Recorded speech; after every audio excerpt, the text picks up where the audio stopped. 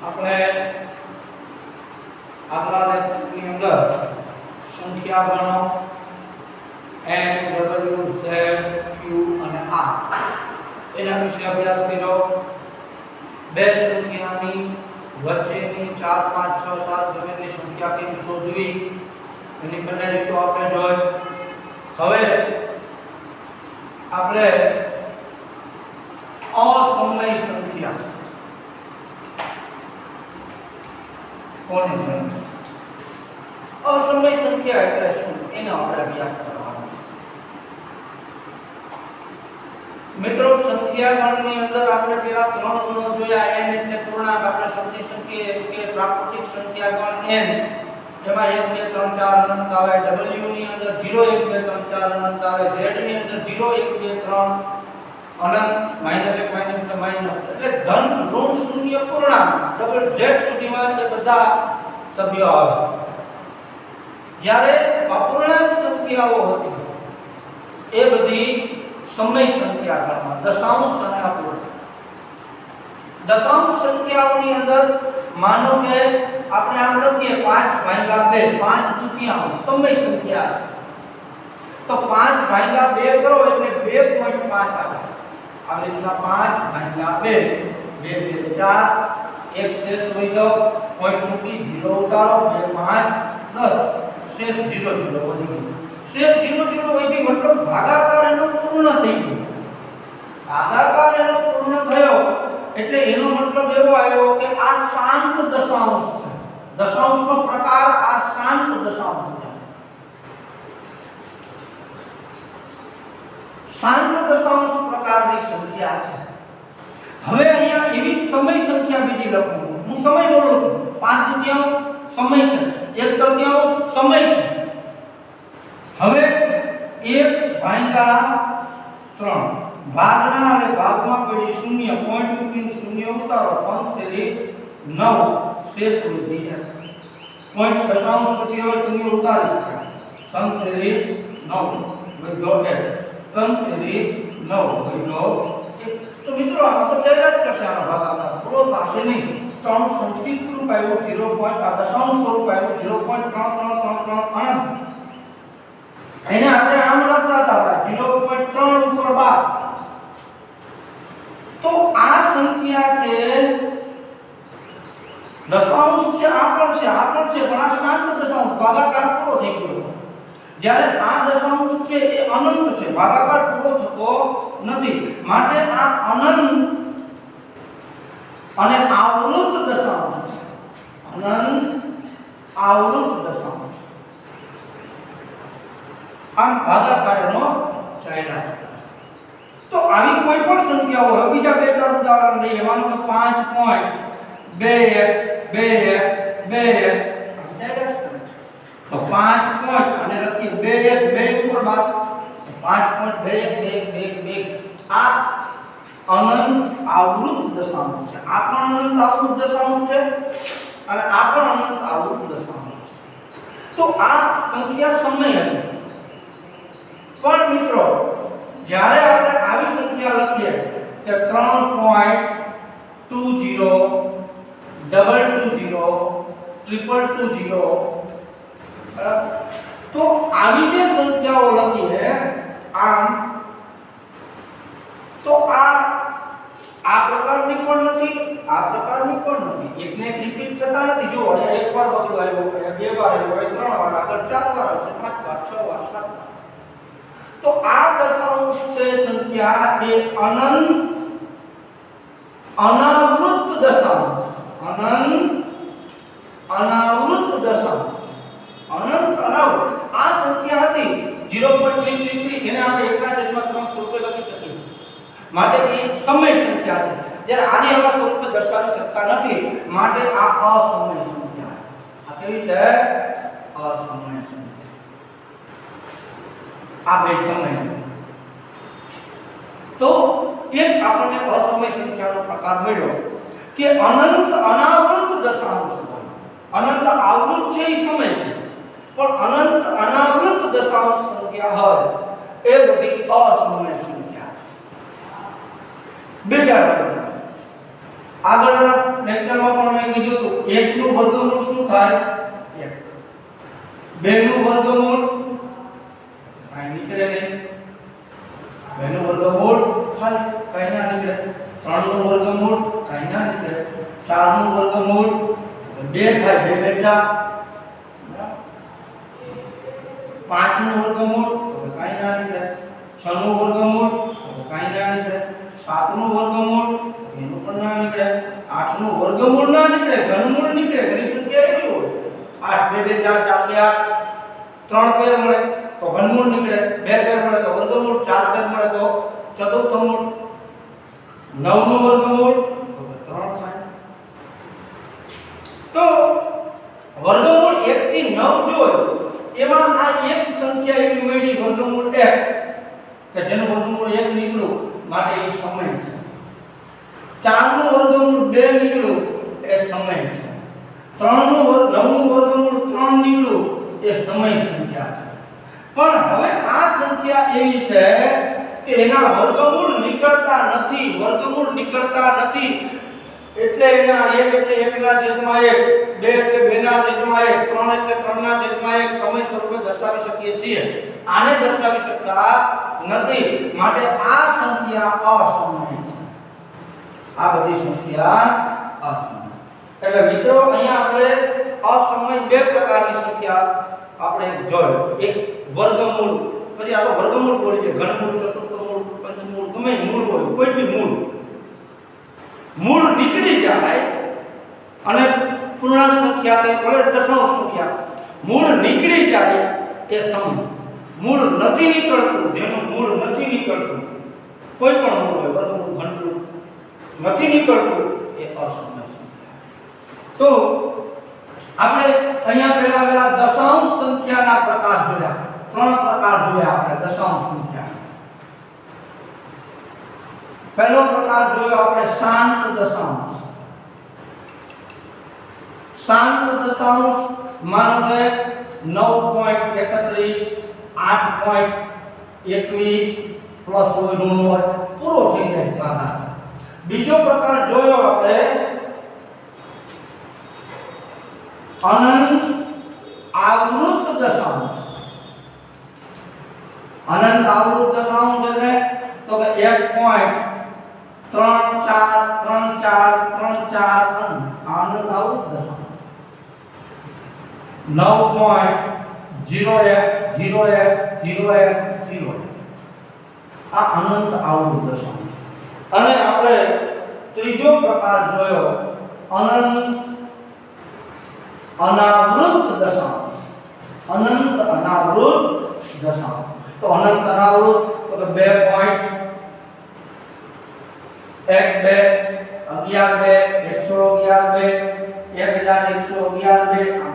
એકડા વધતા જાય, 1 2 વાર 3 વાર 4 વાર પગલું એક વાર. આ અનંત અનાવૃત દશાંશ. તો મિત્રો શાંત દશાંશ છે એ સમય સંખ્યા છે, અનંત આવૃત દશાંશ છે એ સમય સંખ્યા છે, પણ અનંત અનાવૃત દશાંશ એ અસમય સંખ્યા છે. બીજી આપણે અસમય સંખ્યાઓનો આ અભ્યાસ કર્યો કે જેનું વર્ગમૂળ નથી નીકળતું એવી સંખ્યા બધી અસમય છે. આ ઉપરાંત એક ઈસવીસન 1700 ના અંતમાં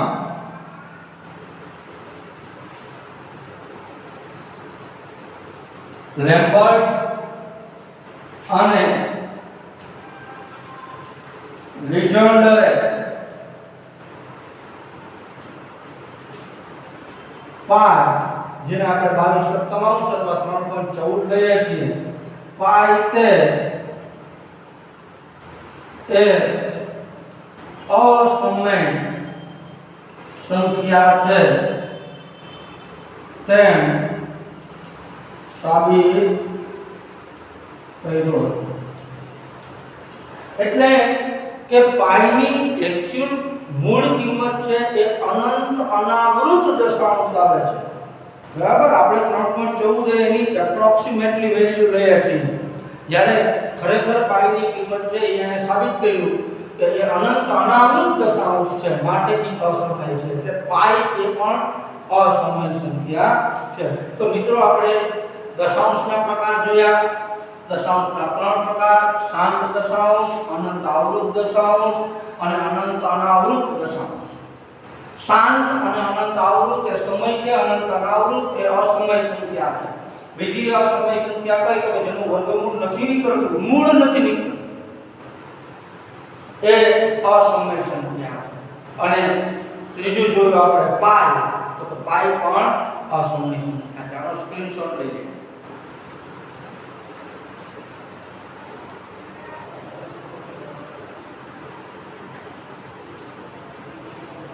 મિત્રો 8મા ધોરણમાં તમે ખૂણાના પ્રકાર ભણી ગયા. ખૂણાના પ્રકાર આપણે આવા 3 પ્રકારના ખૂણા તમે જોયા.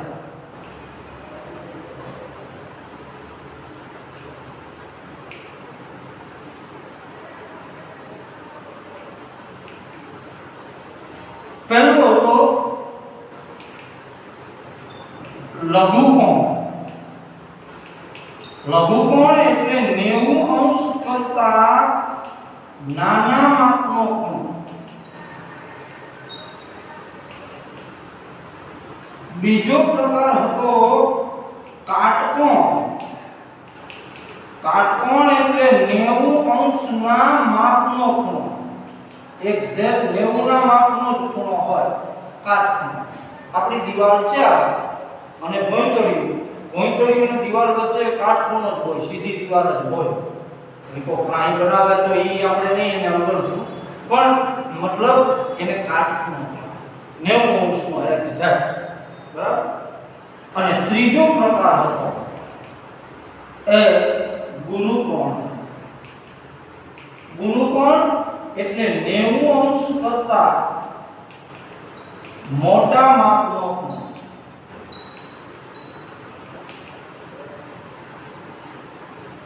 એટલે આ રીતે ખૂણાના 3 પ્રકારો. તમને એમ થશે કે સાહેબ આમાં આપણે સંખ્યા ગણતા હતા ભૂમિતિમાં વહી ગયા ખૂણાઓ, તો એ શા માટે કરાયું? તો આપણે અહીંયા પાયથાગોરસનો પ્રમેય શીખવાનો છે.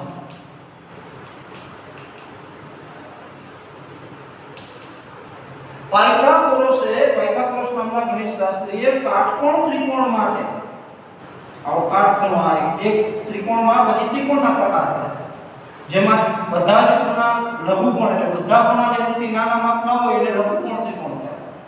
જેમાં એક ખૂણો કાટખૂણો હોય એને કાટકોણ ત્રિકોણ. આ એક ખૂણો કાટખૂણો, આ બે લઘુ. એક કાટખૂણો હોય એટલે બાકીના બે સૌથી નાના હોય એટલે લઘુકોણ. અને જેમાં એક ખૂણો ગુરુકોણ એટલે સૌથી મોટો થઈ જાય એવા ત્રિકોણને ગુરુકોણ ત્રિકોણ. તો પાયથાગોરસનો પ્રમેય કાટકોણ ત્રિકોણ માટે છે. એને આપણે નામ આપી દઈએ ત્રિકોણ A B અને C. તો ત્રિકોણ ABC માં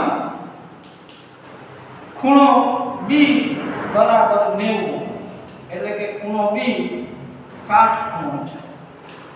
કાટખૂણો હોય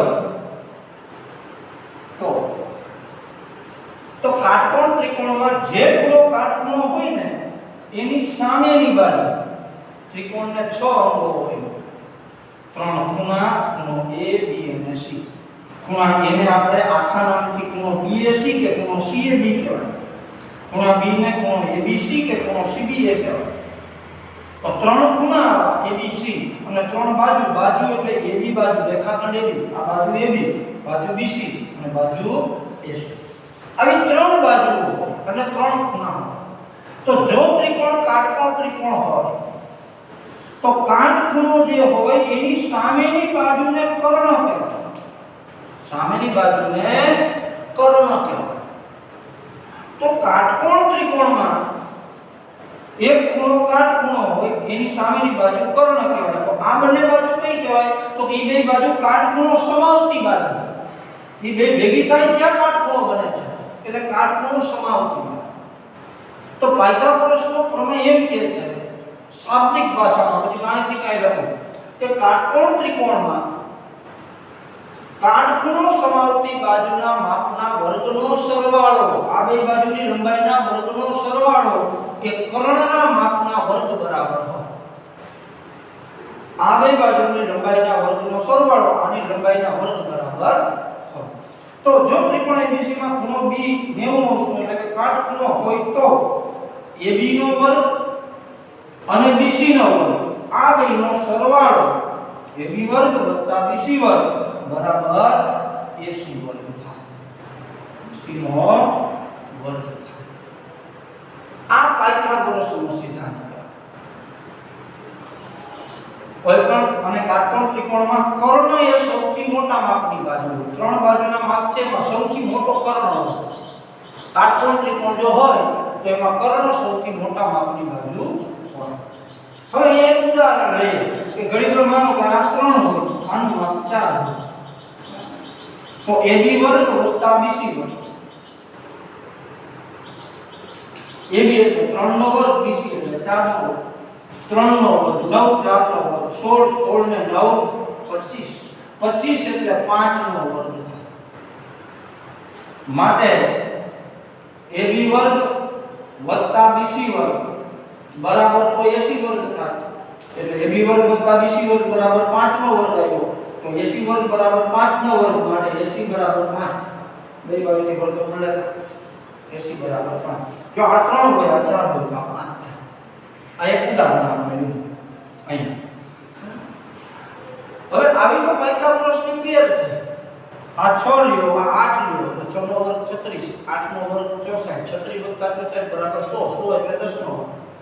તો આ 10 થાય એટલે 6, 8 ને 10. આ 5 લ્યો, આ 12 લ્યો તો 5 નો વર્ગ પછી 12 નો વર્ગ 144, 144 વત્તા 25 એટલે 169, 13 નો વર્ગ થાય. 13 169. તો 5, 12 અને 13. આ 7 લ્યો, આ 24 લ્યો તો આ 25 થાય. આવી પેર છે. આવી પેરો બનાવી શકાય. તો આ પાયથાગોરસનો સિદ્ધાંત કાટકોણ ત્રિકોણ માટેનો છે. હવે આનો શું કામ મેં અત્યારે અભ્યાસ કરાયો? તો આપણે હમણાં અસમય સંખ્યાઓ જોઈ ગયા કે માનો કે એમ કે વર્ગમૂળ 5, તો કે આનું વર્ગમૂળ નીકળતું નથી. આ અસમય સંખ્યા છે. તો કે સંખ્યા રેખા મેં પહેલા લેક્ચરમાં કરાવ્યું કે સંખ્યા રેખાઓ પર તો આપણે સમય સંખ્યાઓ પૂર્ણાંક અપૂર્ણાંક બતાવી શકીએ છીએ, પણ આવી અસમય સંખ્યાઓ કેમ દર્શાવવી? તો એના માટે આપણે પાયથાગોરસનો સિદ્ધાંત ત્યાં કામ લાગશે. તો હવે આપણે એવો પ્રશ્ન આવ્યો કે માનો કે વર્ગમૂળ 5 ને સંખ્યા રેખા પર દર્શાવો. ચાલો આમ છે. હવે આપણે વર્ગમૂળ 5 ને કઈ રીતે સંખ્યા રેખા ઉપર દર્શાવશું એ જોશું. પહેલા એક સંખ્યા રેખા બનાવશું.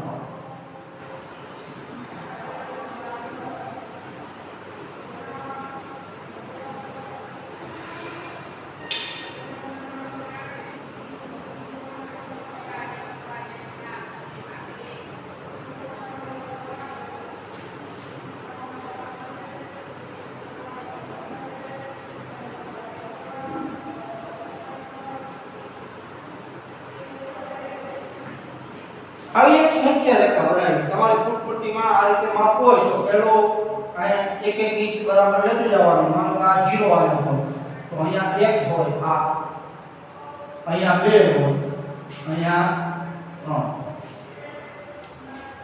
હવે મેં પહેલા લખ્યું હતું 1 નો વર્ગમૂળ 1, 2 નો વર્ગમૂળ ના નીકળે, 3 નો ના નીકળે, 4 નો વર્ગમૂળ 2, 1 નો વર્ગમૂળ 1, 4 નો વર્ગમૂળ 2, 5 નો નીકળે, 6 નો નીકળે, 7 નો નીકળે, 8 નો નીકળે, 9 નો નીકળે, 9 નો વર્ગમૂળ 3.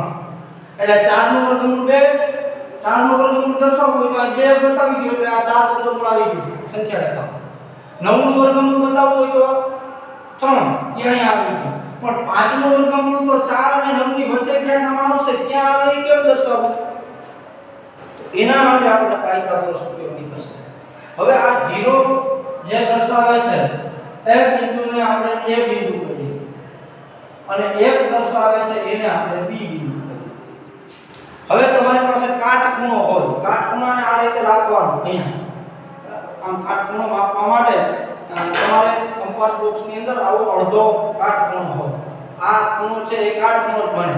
90 આમ રાખી અહીંયા કાટખૂણો અહીં દર્શાવી સીધો અને આ રીતે આ લાઈન કાટખૂણાને બતાવવાની એટલે એક્ઝેક્ટ કાટખૂણો થાય 90 નો ખૂણો બને પણ ઈ રેખાખંડ કેટલી લંબાઈનો કરવાનો તો કે આ એક અંતર છે 0 થી 1 તો આ જેટલું અંતર હોય એવડું જ આ અંતર થાય એવો તમારે કાટખૂણો બનાવવાનો છે આ એવો આને P બિંદુ કહેવાય અથવા C બિંદુ કહેવાય P તથા તો આ પણ એક અંતર છે આ અંતર પણ આ એક આપણે હવે P અને O ને જોડી મિત્રો બરાબર ધ્યાનથી સમજો તો આયા કાટખૂણો બન્યો એટલે આ ત્રિકોણ આની જેમ કાટકોણ ત્રિકોણ બન્યો ત્રિકોણ O ત્રિકોણ A B અને P માં ખૂણો B કાટખૂણો છે હવે જો એક કાટખૂણો હોય તો પાયથાગોરસના સિદ્ધાંત પ્રમાણે કર્ણ ઊભી થશે તો આ કર્ણ એપી થશે આ એ બિંદુ છે કર્ણ એપી નો વર્ગ એ કાટખૂણો બનાવતી બાજુના વર્ગનો સરવાળો થાય તો AB વર્ગ વત્તા BP વર્ગ AB એટલે 1 છે BP એટલે પણ 1 છે 1 નો વર્ગ 1 થાય 1 નો વર્ગ 1 થાય બરાબર તો 1 વત્તા 1 બરાબર 2 આ AP વર્ગ બરાબર થયું 2 હવે બંને બાજુ વર્ગમૂળ લેતા તો વર્ગમૂળ કેન્સલ મતલબ વર્ગમૂળ એટલે 1/2 થાય ઘાતાંકના નિયમો પણ આઠમાં પડી ગયા છે હજી આવશે પણ આપણે એક કરશો પહેલા તો 1/2 ઘાત ગુણ્યા 2 એટલે 2 ઉડી જાય AP ની 1 ઘાત એટલે AP વર્ગમૂળ કેન્સલ 2 નું વર્ગમૂળ ના નીકળે અસમય સંખ્યા છે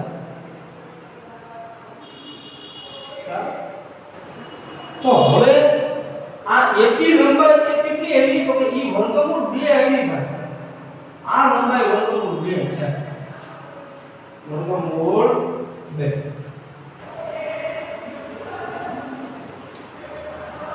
તો ઈ લંબાઈ આપણે માપવી કઈ રીતે તો કે પરિપથથી માપો આ એક બાજુ પેન્સિલ હોય એક બાજુ પરિપથનો પોઈન્ટ હોય પોઈન્ટ A ઉપર મૂકો અને પેન્સિલ P પેન્સિલનો પોઈન્ટ P ઉપર મૂકો આ લંબાઈ વર્ગમૂળ 2 થઈ એને આમ લંબાવો એટલે આ વર્ગમૂળ 2 લંબાઈ આ વર્ગમૂળ 2 લંબાઈ તો અહીંયા જે જગ્યાએ એક પરિપથ છેદે છે આપણી સંખ્યા રેખાને એ બિંદુ આવ્યું વર્ગમૂળ 2 હવે આને આપણે C બિંદુ કહી દઈએ તો C પાસે ફરીથી કાટખૂણો પેલા બનાવ્યો તો એમાં 1 ઇંચ લંબાઈનો આપણે જે લંબાઈ જાળવી રાખવાની ફરી પાછો એવો આ Q બિંદુ થયું આ એક તો અહીંયા ત્રિકોણ OCQ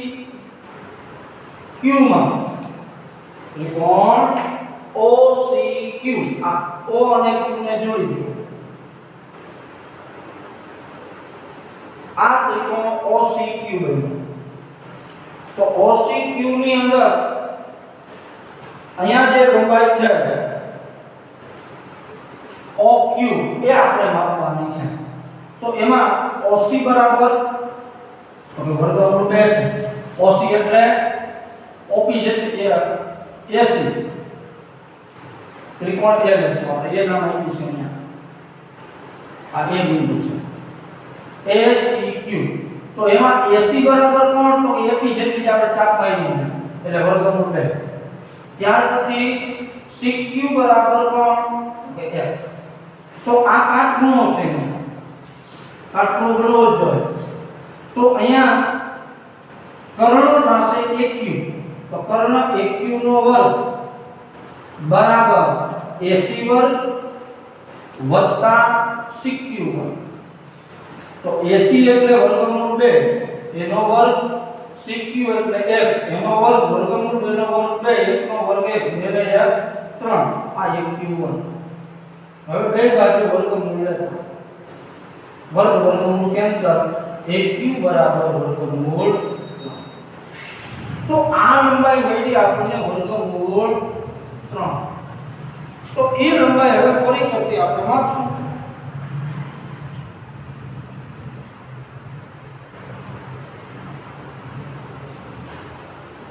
પરિકર્તી માપી અને એને આમ ચાપ મારશું. એ ચાપ જ્યાં છેદે તો આ D બિંદુ આવ્યું, D ને સંગત આવશે વર્ગમૂળ. ફરી પાછું આપણે વર્ગમૂળ 5 સુધી જવાનું છે. હવે તમને ખબર પડી ગઈ કે ક્રમિક આવશે, એક એક સ્ટેપ લેતા જશે. હવે D બિંદુએ ફરી પાછો અહીંયા કાટખૂણો બને એ રીતે 1 ઇંચ લંબાઈનો આ લંબાઈ જાળવી રાખવાની. પછી મિત્રો આ લંબાઈ જાળવવા માટે દર વખતે જાળવવા માટે આવી એક ડોટેડ લાઈનથી બનાવી લ્યો અહીંયા રેખા. એટલે આને સમાંતર રેખા થઈ ગઈ. આ પણ તમને મળી શકે. હવે Q બિંદુ ની બાજુમાં અહીંયા આને R બિંદુ કહેશું. હવે A અને R ને જોડી દો. આ A અને R જોડાઈ ગયો. તો આ જે સંખ્યા મળી એ વર્ગમૂળ 4 મળી. હવે ગણતરી તમે કરી શકો આ રીતે. વર્ગમૂળ 3 વત્તા વર્ગમૂળ 1 નો વર્ગ એટલે 3 ને 1 4. તો OR ની લંબાઈ માપી અને આ રીતે ચાપ મારો એટલે 2 ઉપર જ આવે. જો આવી, કારણ કે 4 નો વર્ગમૂળ શું થાય 2 એટલે એ 2 આવી ગઈ. ત્યાં ફરી પાછી આવી સંખ્યા રેખા કાટખૂણો બનાવવાનો સંખ્યા રેખા પર અને 1 ઇંચ લંબાઈ જાળવી રાખવાની પૂરી. આ જે બિંદુ આવ્યું S બિંદુ આવ્યું, આ એક લંબાઈ, આ એક લંબાઈ. હવે આ જે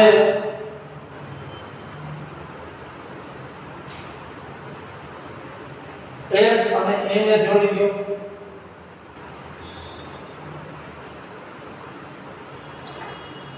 તો એ જે લંબાઈ મળી એ વર્ગમૂળ 5 મળી. આ વર્ગમૂળ 5 એ S લંબાઈ એ વર્ગમૂળ 5. તો હવે A અને S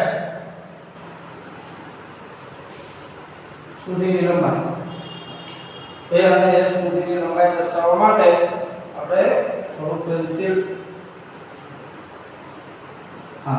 આ રીતે A S સુધી